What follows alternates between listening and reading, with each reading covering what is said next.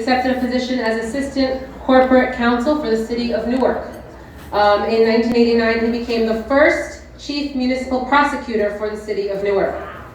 From 1990 to 2013, he founded and managed a private law firm in Newark specializing in sports and entertainment law. But on March 13, 2013, he answered God's call to become the President and CEO of the Young Men's Christian Association of Patterson. His call to serve the YMCA of Patterson fulfills a desire he has carried from his youth to impact and serve the city of Patterson and help in the war against homelessness and poverty. Please help me welcome Gerard Gilliam. Woo!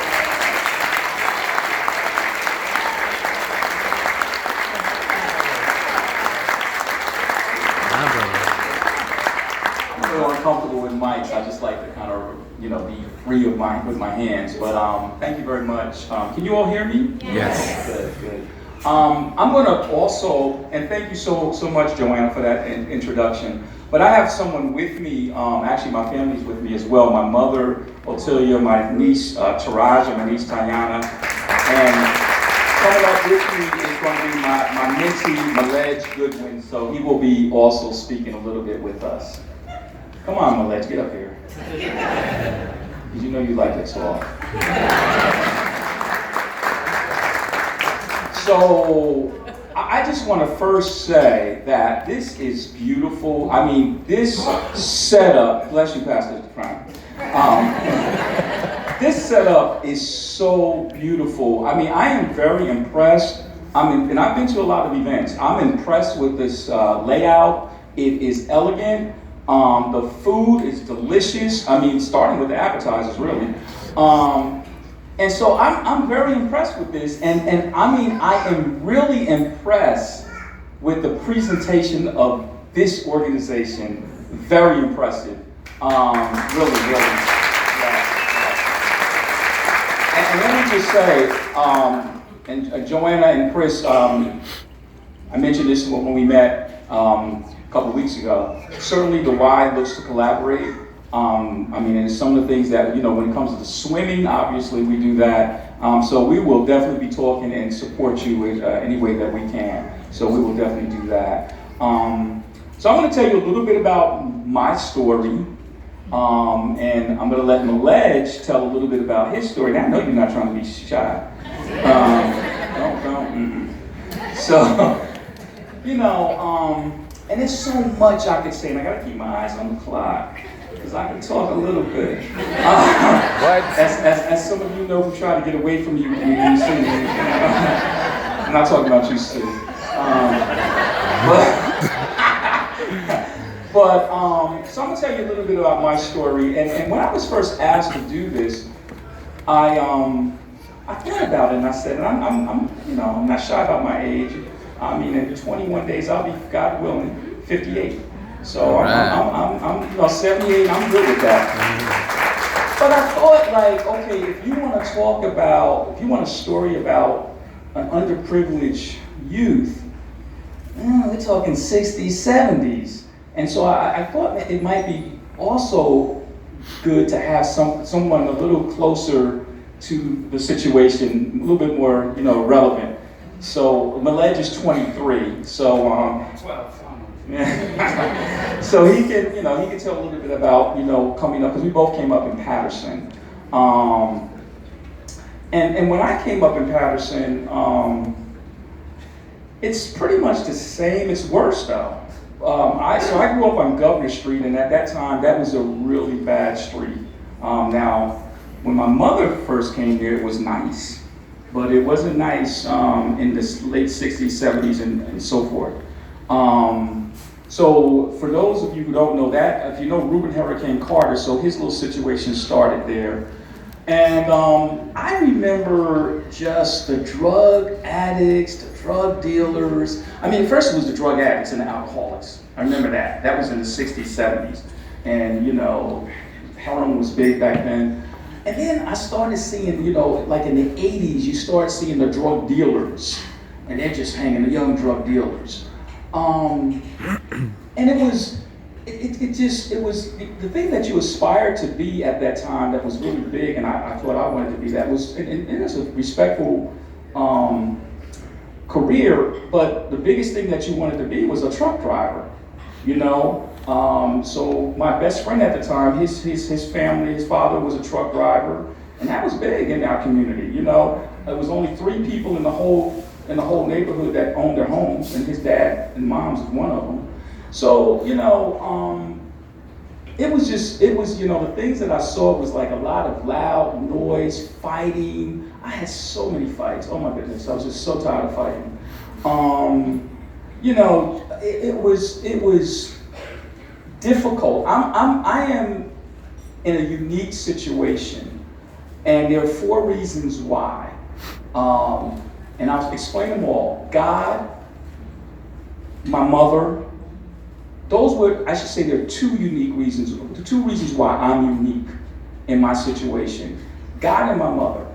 But there are 4 reasons that really stand out in terms of why it is so difficult in this day and time, in particular for underprivileged kids. And we start with God, we start with the parental home,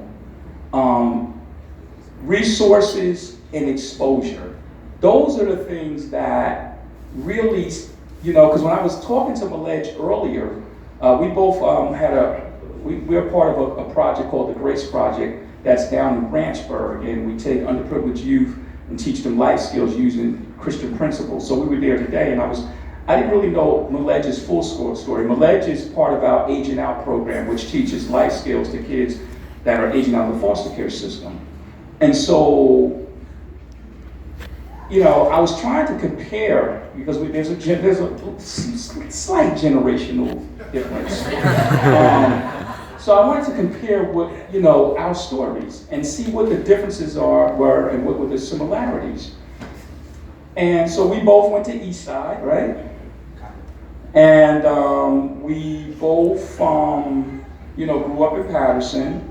But the difference is that in my household, it was just soundness. There was calmness. There was peace. My mother raised us. She raised 4 children.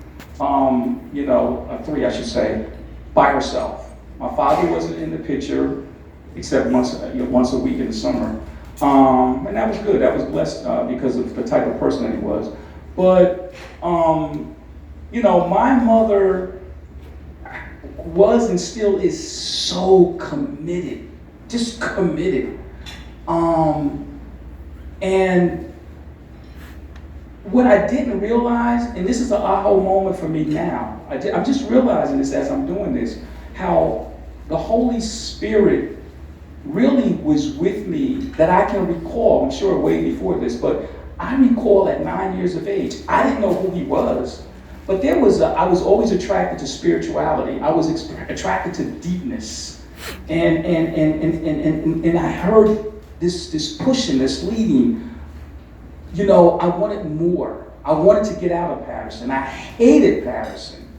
It was just too loud, too dirty, too crazy for me. And I thought, like, why am I in this situation? I would drive my bike outside of Patterson. I would walk the railroad tracks, you know, to get out of Patterson. And unfortunately, as an underprivileged, you know, minority youth, I got stopped by police officers in pretty much every town outside of Patterson, you know, just all the time. Didn't matter. I even got stopped one time by a fire captain, and he asked me, I was in Hawthorne, he said, I'm walking up the street, it's like 12 noon, and I'm the only black kid walking up the street, and he's like, who are you? Gerard, where you going? Just walking. Where you from? Patterson. Don't you think you should be going back now? And then he opens his door and tells me to get in the car. And then he drives me to the bridge where Johnny Haynes used to be and watches me walk across the bridge. And I have many more, not enough time, really, really bad stories about police officers who just stopped me and really, it was just bad. You know, I mean, never got arrested or anything like that, but they mistreated me. But the point though is that, you know, as an underprivileged minority youth in a situation like, coming up with in a single parent household, and my mother, she didn't go to college or anything like that, the exposure, you're exposed to so much negativity, and it's so easy to go the opposite way. So I'm at the Y now, and we serve. To live at the Y, you have to be homeless, and quite a few people there I know because I grew up with them, and so it's like, what is the difference? How did I not end up in that situation? And and I have to go back to the first thing, God, the Holy Spirit. He put in me this desire to really want to get out of that situation and want to help. It's kind of like why we're here today, because of Aiden. Don't want to be here for that situation, but as a result of that situation, God birthed something in Chris and Joanna to do something on a massive level for people. And so my situation, where I grew up, it birthed in me this strong desire to first want to get my family out of the hood. That's what it is. And God, thank you, I did that. But also to do something on a larger scale for other people in my situation. And so it started with God, God's leading, and then it also was with my mother. Having a parent committed to her children. I mean, we may have lived in the hood, but let me tell you, we were best dressed in school. Their food would be literally, I eat a lot because I'm used to it. Food would literally be falling out of our freezer. My mother sometimes would cook on a weekday 3 meats. 3. So, I mean, she's just committed. And so, those were the 2 things that really made it different for me. But now, on the flip side, there were those who didn't have those 2 components.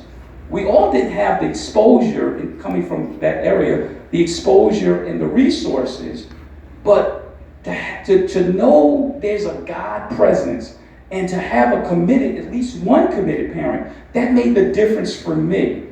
The difference now, fast forwarding to Maleja's era, is that not only do you not have one parent, a lot of times you don't have any parents.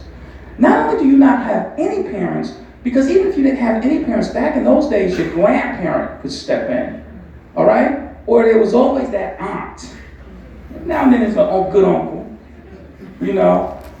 But in this current era that we live, and Malej can share his story, you don't have any of that.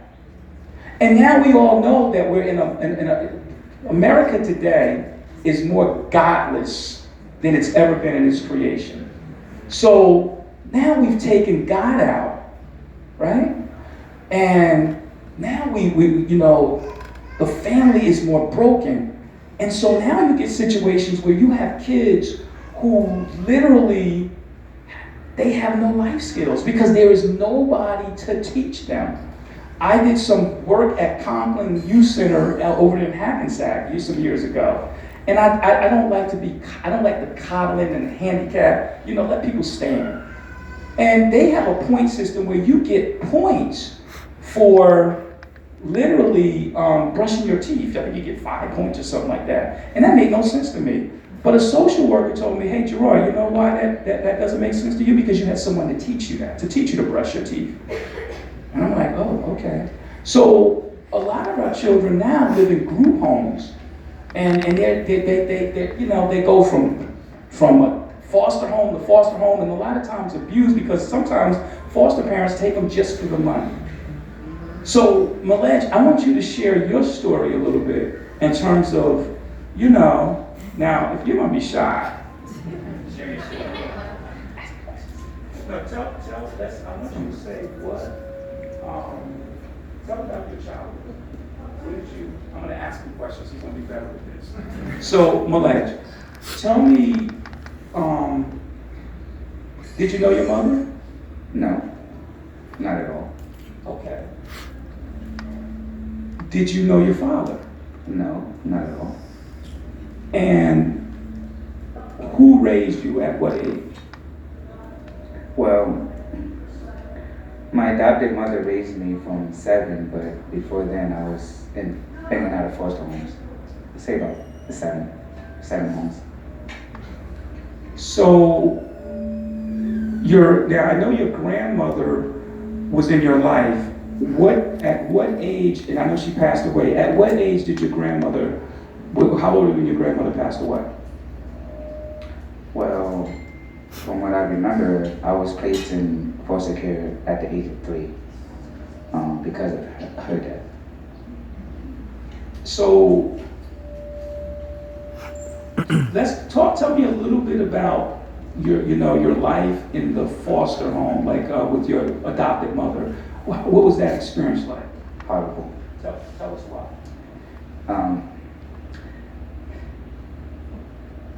I used to have to run away every single day because I wasn't getting the proper treatment that a mother should show a child. Even though I was in the foster care system, but still, she was taking care of me, but she wasn't doing what she was really supposed to do. And that was feeding me, clothing me, giving me the proper knowledge. And so I just had to run away, and I used to go to my friend's house to get some type of support. So that wasn't great either. So when Malej and I were having a conversation in the car today, I asked him, I said, so Malej,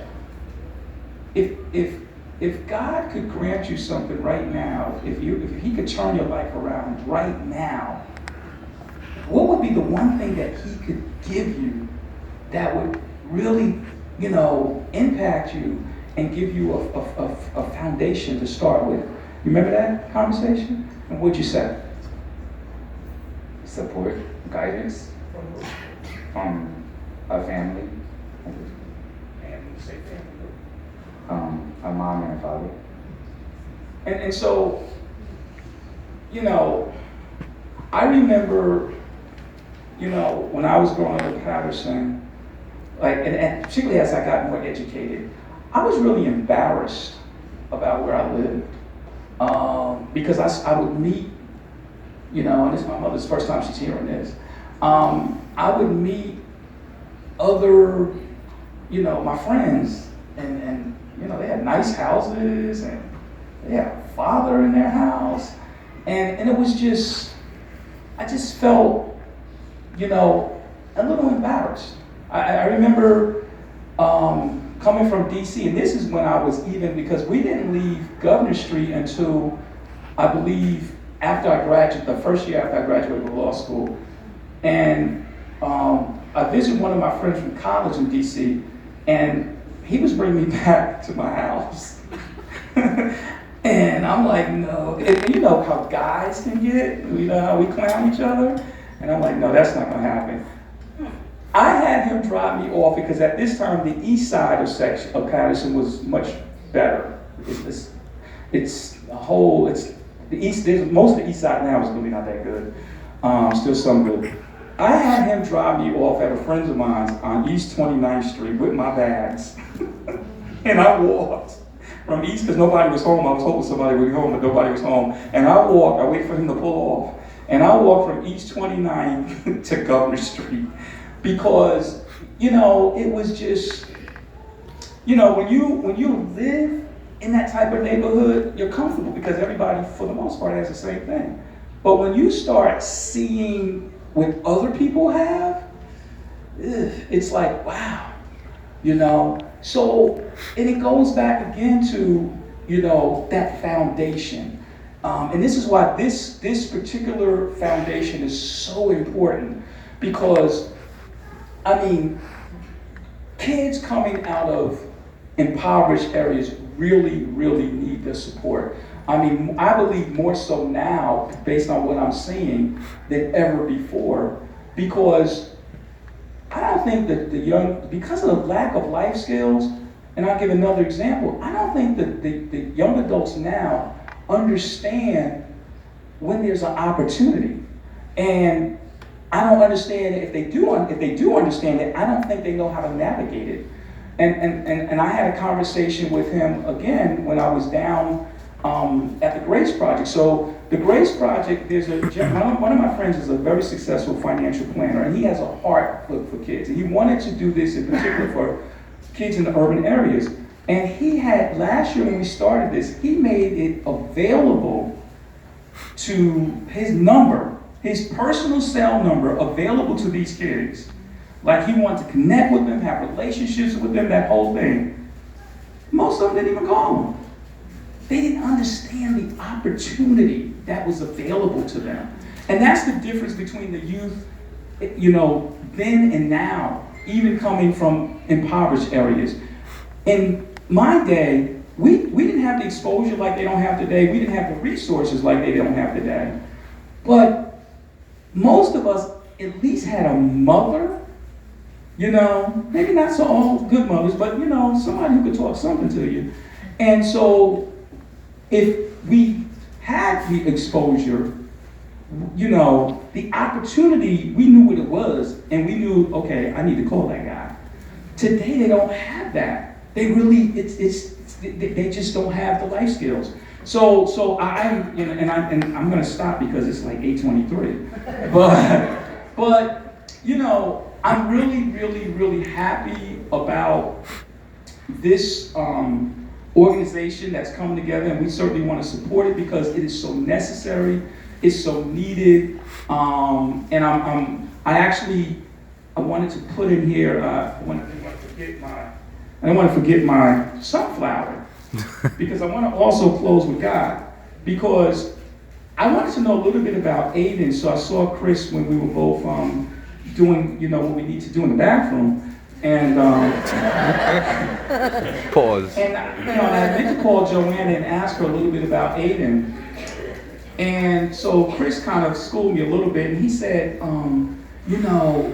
talked about the sunflower and how Aiden was so attracted to sunflowers because he saw somebody at an event that had the sunflowers in her hair, and the sunflower became his plant at that point. And it was so interesting to me because the sunflower has always been like my favorite plant because of what it represents to me. It represents light. And I love that Aiden's light and God is light. And it is so like, it's just so spiritual to me. And so I'm really happy to be a part of this. I just look to do some things with you guys, and I think that's all I got to say. You got anything you want to say, my life? Thank you for this opportunity. Now, the funny thing about this guy? This guy is non-stop talking.